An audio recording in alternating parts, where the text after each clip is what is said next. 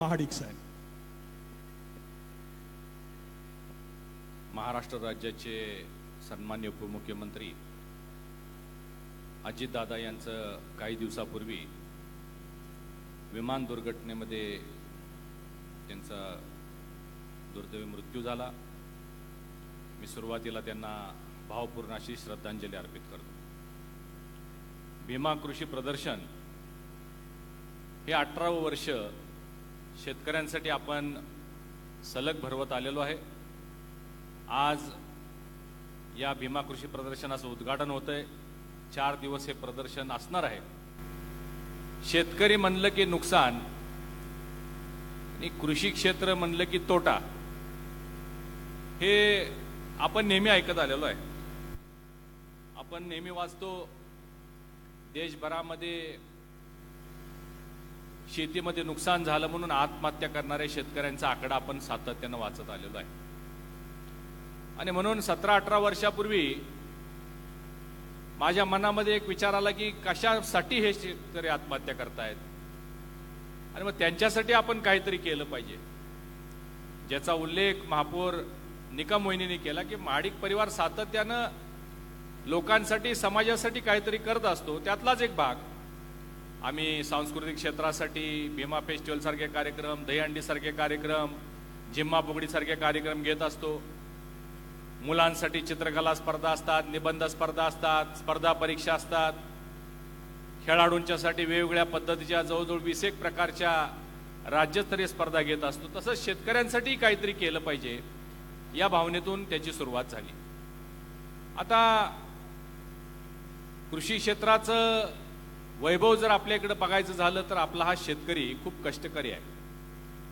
परंतु सातत्यानं हा शेतकरी वेगवेगळ्या संकटांना सामोरं जात आहे. कारण शेती हा व्यवसायच असा आहे जो संपूर्णपणे निसर्गावर अवलंबून आहे. कधी अतिवृष्टी, कधी दुष्काळ, कधी जास्ती दर, कधी कमी दर, मालाला कमी भाव, अशा अनेक संकटामध्ये हा आपला शेतकरी भरडलेला दिसतो. आणि म्हणून ज्या नवीन संधी उपलब्ध आहेत, जे नवीन व्यासपीठ उपलब्ध आहे, जे नवीन तंत्रज्ञान उपलब्ध आहे, या सगळ्याची माहिती शेतकऱ्याला व्हावी यासाठी या प्रदर्शनाची सुरुवात आपण केलेली आहे. आज सुद्धा हे 18 वर्ष असलं तरी या प्रदर्शनामध्ये प्रत्येक वर्षामध्ये नवनवीन काय येतंय. मग तुमच्या शेतातून जास्त अधिकचं उत्पादन मिळवण्यासाठी चांगली बी बियाणं पाहिजेत, चांगली खतं पाहिजेत, तणनाशकं पाहिजेत, औषधं पाहिजेत, टॉनिक पाहिजेत, नवनवीन आलेले अवजारं, प्रत्येक वर्षी बाजारात नवीन अवजार येत असतात. हे सगळं आपल्याला एका छताखाली इथं पाहायला मिळतं. आणि मग नवीन तंत्रज्ञान म्हणजे काय, याचा उल्लेख कृष्णराजने केला की आता ड्रोन टेक्नॉलॉजी 2 वर्षापासून या कृषी क्षेत्रामध्ये ड्रोन टेक्नॉलॉजीनं क्रांती व्हायला लागलेली आहे. आपल्याला आपल्या शेतामधून कमी खर्चामध्ये जास्ती उत्पन्न कसं मिळवायचं यासाठी हे सगळे प्रयोग आहेत. ड्रोन टेक्नॉलॉजी त्याचाच एक भाग आहे. आणि आता गेल्या वर्षभरामध्ये आपण बघितलं तर AI, आर्टिफिशियल इंटेलिजन्सचा वापर करून शेतकरी आपल्या शेतामध्ये मॅन पॉवर कमी, खर्च कमी आणि उत्पादन जास्त कसं घेईल. कारण क्षेत्र तेवढंच आहे, क्षेत्र काय वाढणार नाही. एखाद्या शेतकरी असेल 10-20 वर्षापूर्वी त्याची 5 एकर जमीन असेल तर 2 मुलं झाली, त्यांची पुन्हा 2.5 एकराची वाटणी झाली, त्यांना 2 मुलं झाली, ती 1.25 एकराची वाटणी झाली. जमीन वाढलेली नाही आहे, जमीन तेवढीच आहे, क्षेत्र तेवढंच आहे. परंतु उत्पादन वाढवण्याच्या दृष्टिकोनातून शेतकऱ्यांनी काही प्रयोग केले पाहिजेत, यासाठी आमचा हा प्रयत्न असतो. प्रत्येक वर्षी या प्रदर्शनाला प्रचंड प्रतिसाद मिळतो. 15-20 करोड रुपयाची उलाढाल 4 दिवसामध्ये येतं होते. 4 ते 5 लाख शेतकरी या प्रदर्शनाला भेट देतात, त्याचा लाभ घेतात. रोज दुपारी इथं वेगवेगळे तज्ज्ञ प्रशिक्षक, तज्ज्ञ तंत्रज्ञ इथं आणून शेतकऱ्यांना वेगवेगळ्या विषयावर आपण मार्गदर्शन करतो. शेकडो शेतकरी त्याचा लाभ घेतात. हजारो लाखो शेतकरी घर बसल्या, कारण हे सगळं युट्यूबवर लाईव्ह असतंय, फेसबुकवर लाईव्ह असतंय, बी चॅनलवर लाईव्ह असतंय. या सगळ्या माध्यमातून राज्यभरामध्ये सगळे शेतकरी या दुपारच्या सत्राचा सुद्धा लाभ घेतात. या प्रदर्शनाचं वैशिष्ट्य असणारं भागीरथी महिला संस्थेच्या अरुंधती महाडिक यांच्या संस्थेच्या वतीनं तब्बल 200 महिला बचत गटांना इथं मोफत विनामोबदला स्टॉल्स दिले जातात. त्यांनी उत्पादित केलेल्या वस्तू त्यांना बाजारपेठ, तुम्ही विचार करा, ज्यावेळी 4-5 लाख लोक येतात, काही ना काही खरेदी करून घेऊन जातात आणि घेऊन गेल्यानंतर एखादा पदार्थ, एखादी वस्तू त्यांना जर इथं आवडली तर त्याच्या रिपीट ऑर्डर्स या सातत्याने मिळतात. अशा पद्धतीनं महिलांना एक चांगलं व्यासपीठ सुद्धा इथं या माध्यमातून मिळतं. या प्रदर्शनामध्ये आणखीन एक महत्त्वाचं काम आम्ही करण्याचा प्रयत्न करतो, ते म्हणजे कृषी क्षेत्रामध्ये उत्कृष्ट काम करणाऱ्या शेतकऱ्यांचा सन्मान. आपल्या कामाला कुणीतरी पाठीवर कौतुकाची थाप दिली तर काम करण्याची हुरूप आणखीन येते, काम करण्याची ऊर्जा मिळते आणि अशा व्यक्तींच्याकडे बघून इतर शेतकरी तयार होत असतात. शेतकरी हा सातत्यानं काही ना काही प्रयोग करत असतो. शेतकरी हा सायंटिस्टच आहे, तो सातत्यानं काहीतरी प्रयोग करत असतो आणि मग अशा पुरस्कार प्राप्त शेतकऱ्यांच्या शेतामध्ये जाणं, त्यांनी काही नवीन त्या ठिकाणी अवलंबलेले पद्धती आहेत त्याची माहिती घेणं हे शेतकरी करत असतात. म्हणून प्रत्येक वर्षी आपण वेगवेगळ्या क्षेत्रामध्ये कृषी भूषण, जिजामाता पुरस्कार, उत्कृष्ट तंत्रे अशा 5 कॅटेगरीमध्ये शेतकऱ्यांना आणि शेतीमध्ये चांगलं काम करणाऱ्या काही व्यक्तींचा इथं आपण सन्मान करतो. ते सुद्धा लोक आज या ठिकाणी उपस्थित आहेत. आपण आता त्यांचा सन्मान करणार आहोत. आणि सगळ्यात महत्त्वाचं या कृषी प्रदर्शनाचं आकर्षण म्हणजे इथं राज्यभरातून येणारं पशुधन, राज्यभरातून वेगवेगळ्या पद्धतीची जातीवंत जनावरं इथं निमंत्रित केली जातात. त्यांचं प्रदर्शन आणि त्यांची स्पर्धा हे एका ठिकाणी इथं होतं आणि त्यांना चांगली आकर्षक बक्षीस दिली जातात. कोल्हापूर खरं म्हणजे समृद्ध जिल्हा आहे, पशुधन मोठ्या प्रमाणात इथं आहे, दुग्ध व्यवसाय देशभरामध्ये आपला अग्रगण्य आहे. परंतु तरी सुद्धा इतर जिल्ह्यातील काही जनावरं अशी येतात, म्हणजे लातूर, तिकडे उस्मानाबाद, बीड अशा ठिकाणाहून जनावरं येतात, ते सुद्धा बघण्यासारखे असतात. त्यांची निगा कशी करायची, त्यांच्यासाठी आहार काय असला पाहिजे, अशा अनेक बाबी या प्रदर्शनामध्ये पाहिल्या. यावर्षी तर एक 5 फुटाचा सरडा, इग्वाना नाव आहे त्याचं, इम्पोर्टेड आहे. सरडा आपल्याला सगळ्यांना माहित आहे, शेतकऱ्यांना माहित आहे. आम्ही तर लहानपणी खिशात घेऊन सरडं फिरत होतो. खिशातनं काढायचं आणि कोणाच्या तर अंगावर टाकायचं. म्हणजे तो फ्रेंडली असतो, तो काही चावत नाही, लोकांना भीती वाटते त्याची. परंतु 5 फुटाचा सरडा कसला असतो हे बघायला मी सुद्धा आश्चर्यचकित झालो. तर प्रत्येक वर्षी या भीमा प्रदर्शनाचं काहीतरी आकर्षण असतं. दरवर्षी एक रेडा आपण आणतो, पूर्वी एक वळू आणला होता. यावर्षी आता हा सरडा बघण्यासाठी मला वाटतं संबंध राज्यभरातून लोक येतील. त्याचबरोबर आपला दैनंदिन आहार हा बदलत चाललेला आहे, बिघडत चाललेला आहे. त्यामुळे आजाराचं प्रमाणही वाढत चाललेलं आहे आणि त्यासाठी मिलेट्सचं प्रमाण आपल्या आहारामध्ये असलं पाहिजे. मिलेट्सचं एक दालन इथं केलेलं आहे. त्याचबरोबर ऑर्गॅनिक शेती, सेंद्रिय शेती, सेंद्रिय पदार्थ, सेंद्रिय उत्पादनं, त्याचा आहार, त्याचं उत्पादन आणि त्याचा विक्री व्यवसाय यासाठी म्हणजे सेंद्रिय शेती आणि मिलेट्स या दोन्हीचा यामध्ये समाविष्ट केलेला या प्रदर्शनामध्ये, जेणेकरून त्याचा उत्पादकांना आणि आपण जे सर्वसामान्य लोक खातो, जे आहार घेतो त्याच्यासाठी सुद्धा फायदा व्हावा, त्यांचं आरोग्य चांगलं राहावं या दृष्टिकोनातून हे सगळं महत्त्वाचं आहे. असं एक परिपूर्ण प्रदर्शन खरं म्हणजे जानेवारी महिन्यामध्ये असतं हे प्रदर्शन. परंतु सलग आपल्या सगळ्या निवडणुका होत्या. पहिल्यांदा नगरपालिकाच्या निवडणुका झाल्या, त्यानंतर महापालिका झाल्या आणि जिल्हा परिषदा झाल्या. त्यामुळे हे प्रदर्शन थोडंसं आपल्याला पुढे घ्यावं लागलं. परंतु या निवडणुका ज्या आत्ता झाल्या या जवळजवळ 10 वर्षानं झाल्या. सातत्यानं कोविड नंतर काही ना काही प्रसंग येत गेले, त्यामुळे या सगळ्या निवडणुका लांबल्या होत्या. परंतु मी कोल्हापूरकरांचं धन्यवाद या ठिकाणी मानणार आहे. कारण 13 नगरपालिकांच्या निवडणुका झाल्या, त्यामध्ये 11 ठिकाणी 11 नगराध्यक्ष हे महायुतीचे झालेले. महानगरपालिकेची निवडणूक झाली, या महापालिकेच्या निवडणुकीमध्ये सुद्धा महायुतीचीच सत्ता महापालिकेवर आली आणि भारतीय जनता पार्टीच्या महापौर आणि जनस्वराज्याचे उपमहापौर या ठिकाणी बसलेले आहेत. जिल्हा परिषदेत सुद्धा निवडणुका झालेल्या आहेत. महायुतीची आता या ठिकाणी मेजॉरिटी झालेली आहे. 50हून अधिक जागा 67 पैकी महायुतीचे आलेले आहेत आणि महायुतीचाच अध्यक्ष कोल्हापूर जिल्हा परिषदेवर बसेल, म्हणून मी कोल्हापूरकरांचे मनपूर्वक आभार व्यक्त करणार आहे. बंधू भगिनींनो, कालच आमचं अधिवेशन दिल्लीचं होतं, ते संपलेलं आहे. 15 दिवस हे बजेटचं सेशन होतं. मी जाऊ शकलो नव्हतो, परंतु शेवटच्या आठवड्यामध्ये मी जाऊ शकलो.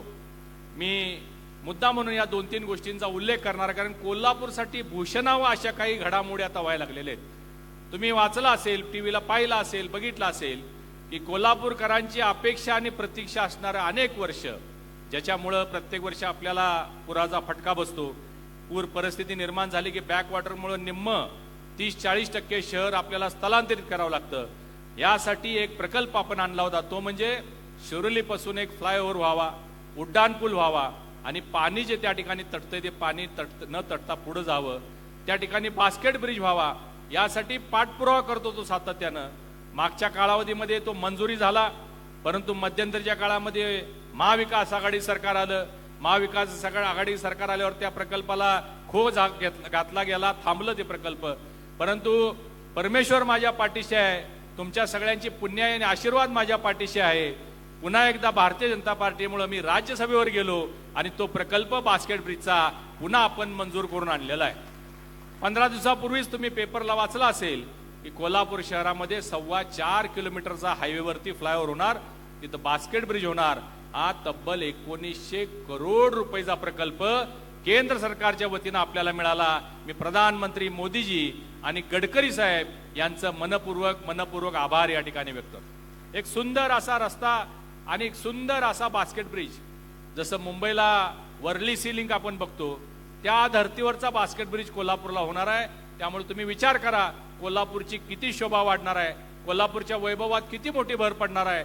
शिवाय ट्रॅफिकची जी समस्या आपल्याला प्रत्येक वर्षी होत होती, गांधीनगरच्या त्या फाट्यावरून कायम ट्रॅफिक जाम होत असतं, तो सगळा आता इथून पुढे आपल्याला अनुभव मिळणार नाही. आपल्याला चांगला सुसज्ज रस्ता मिळेल आणि पूर परिस्थितीपासून सुद्धा कोल्हापूरकरांना खूप मोठा लाभ मिळणार आहे. दुसरी एक आनंदाची बातमी, मी दिल्लीला गेले अनेक दिवस पाठीवर होतो, परंतु निवडणुकीमुळे थांबलं होतं, ते म्हणजे कोल्हापूर मुंबई विमान सेवा आठवड्यातून 3 वेळा आता सकाळी आणि संध्याकाळी सुद्धा आपण सुरू केलेली आहे. ते आता उद्या 1 मार्च पासून मुंबई सेवा ही सुरू होते. आणि तिसरं एक महत्वाचं आणि अतिमहत्वाचं, जे कोल्हापूरकरांचं अनेक वर्षाचं स्वप्न होतं किंवा इच्छा होती, अपेक्षा होती, मागणी होती, Kolhapur Miraj railway double line करण्यासाठी 984 कोटी रुपये आपण मंजूर करून आणलेले आहेत. तुम्हाला रेल्वे हे दळणवळणाचं सगळ्यात स्वस्त आणि सुरक्षित साधन मानलं जातं. या रेल्वे लाईनची अपेक्षा आपण अनेक वर्ष करत होतो, परंतु ते होत नव्हतं. कोल्हापूरहून मिरजला एकच सिंगल लाईन असल्यामुळं नवीन रेल्वेची मागणी आपल्याला करता येत नव्हती, नवीन रूट्स आपल्याला मागणी करता येत नव्हते, वंदे भारत सारखी रेल्वे आपल्याला मिळवता आली नाही. आणि म्हणून अशा या प्रकल्पाच्या माध्यमातून आपल्याला आता हा जो 47 किलोमीटरचा डबलिंगचा ट्रॅक होणार आहे, तो विथ इलेक्ट्रिफिकेशन होणार आहे. याच्यामुळं आपला देशभर कनेक्टिव्हिटी वाढणार आहे. राजस्थानला आपल्याला कनेक्टिव्हिटी मिळणार आहे, गुजरातला कनेक्टिव्हिटी मिळणार आहे, मुंबईला आपल्याला नवीन वंदे भारत स्लीपर, जशी महालक्ष्मी एकच रेल्वे आपल्याकडे आहे तशी स्लीपर वंदे भारत मिळणार आहे. आणि पुण्याला तर इंटरसिटी, म्हणजे सकाळी 7ला तुम्ही इथून गेला पुण्याला की 10ला तुम्ही पुण्याला पोचाल. दिवसभर तुम्ही काय शॉपिंग असेल, खरेदी असेल किंवा व्यवहार असेल, पाहुण्यांकडे जेवायला जायचं असेल ते करून संध्याकाळी 7ला निघाले की परत 10-10:30 वाजता कोल्हापुरात इंटरसिटी, म्हणजे लोकल असल्यासारख्या पद्धतीची रेल्वे इंटरसिटी सुद्धा सुरू होणार. आणि संबंध देशभराशी आपली कनेक्टिव्हिटी, ज्या पद्धतीनं विमानाची कनेक्टिव्हिटी आहे, विमानाची कनेक्टिव्हिटी आपली थोडी नाही आहे. आज आपल्या शहरातून 6 ठिकाणी जे विमान जात आहे त्याच्यामुळं देशभरामध्ये 22 ठिकाणी आपण जाऊ शकतो. आणि आंतरराष्ट्रीय 5 डेस्टिनेशन्स, दुबई, UAE, शारजा सारख्या ठिकाणी आपण जाऊ शकतो. त्याच पद्धतीची कनेक्टिव्हिटी आता कोल्हापूर शहरामध्ये सुद्धा आपल्याला रेल्वेच्या माध्यमातून मिळणार आहे. आणखीन एक महत्वाचा प्रकल्प काल परवाच तुम्ही वाचला असेल, पाहिला असेल, माननीय आमदार अमल माडिक यांच्या प्रयत्नातून कोल्हापूरच्या विकासवाडी येथे आंतरराष्ट्रीय दर्जाचं क्रिकेटचं स्टेडियम, आंतरराष्ट्रीय दर्जाचं म्हणजे साधन आहे, आंतरराष्ट्रीय दर्जाचं, जिथं मोठमोठ्या मॅचेस देश विदेशाच्या टीम्स या ठिकाणी येतील, IPL सारख्या मॅचेस बघता येतील, वर्ल्ड कप सारखी एखादी मॅच घेण्याचा आपला प्रयत्न राहील. म्हणजे कोल्हापूर बदलत कसं चाललं हे बघा तुम्ही, कशा पद्धतीनं मोठमोठे प्रकल्प येत आहेत. याच्यासाठी एकमेव कारण काय असेल तर केंद्रात भारतीय जनता पार्टी NDAचं सरकार आहे, राज्यात भारतीय जनता पार्टी महायुतीचं सरकार आहे, जिथं देवेंद्रजी फडणवीस साहेब मुख्यमंत्री म्हणून काम करतायत. विशेष लक्ष त्यांचं कोल्हापूरवर आहे, विशेष प्रेम त्यांचं कोल्हापूरवर आहे. म्हणून असे प्रकल्प आतापर्यंत कोल्हापूरला आलेले, आणखीन भरपूर प्रकल्प येणार आहेत, भरपूर गोष्टी येणार आहेत. तुम्ही आता विचार करून बघा, हायकोर्ट बेंचची मागणी 40 वर्षाची आपली होती, काँग्रेसच्या काळात ते शक्य झालं नाही. भारतीय जनता पार्टीचे मुख्यमंत्री पदावर आल्यानंतर त्यांनी ताबडतोब पहिलं काम कुठलं केलं असेल तर कोल्हापूरला सर्किट बेंच, हायकोर्ट बेंच आलेला आहे. आता हे नुसतं बेंच आल्यामुळं होणार नाही. या हायकोर्ट बेंचमुळं आणखीन नवीन 15 कार्यालय आपल्या कोल्हापूरला येणार आहेत. इन्कम टॅक्स ऑफिस येणार आहे, सेल टॅक्स ऑफिस येणार आहे, सर्व्हिस टॅक्स ऑफिस येणार आहे, पोलीस कमिशनरेट ऑफिस येणार आहे, BSNL ऑफिस, पोस्ट ऑफिस, शेकडो नवीन कार्यालय, हजारो नवीन अधिकारी आणि लाखो नोकऱ्या या जिल्ह्यामध्ये निर्माण होतील. अशा पद्धतीचा विकास आता कोल्हापूरचा होत चाललेला आहे. त्यासाठी आपण सगळ्यांनी सज्ज राहिलं पाहिजे. अनेक बाबतीतनं या कोल्हापूरचा विकास होण्याच्या दृष्टिकोनातून आता आम्ही सगळी व्यासपीठावरील मंडळी असेल किंवा आम्ही महायुतीचे असणारे सगळे आम्ही कार्यकर्ते, खासदार आहेत, आमदार आहेत, आम्ही सगळे कार्यकर्ते भविष्यामध्ये येणाऱ्या पुढच्या काळामध्ये कोल्हापूरचा चेहरा मोहरा बदलल्याशिवाय स्वस्थ बसणार नाही. या दृष्टिकोनातून आमचं काम चालू आहे. तुमच्या शुभेच्छा आशीर्वाद अशाच आमच्या पाठीशी राहाव्यात एवढी विनंती करतो. आज या प्रदर्शनाचा लाभ शहरासह जिल्ह्यासह आजूबाजूच्या 5-6 जिल्ह्याचे लोक घेत आहेत. त्यांनी या प्रदर्शनाला भेट द्यावी, त्याचा लाभ घ्यावा आणि आम्हाला शुभेच्छा, या सगळ्या स्टॉल धारकांना आपण शुभेच्छा द्याव्यात एवढीच विनंतीने आवाहन करतो. आपण सगळे मोठ्या संख्येने उपस्थित राहिला सर्वांचे आभार व्यक्त करतो आणि सर्व पुरस्कार प्राप्त शेतकऱ्यांचे सुद्धा अभिनंदन करतो. धन्यवाद. जय हिंद, जय महाराष्ट्र.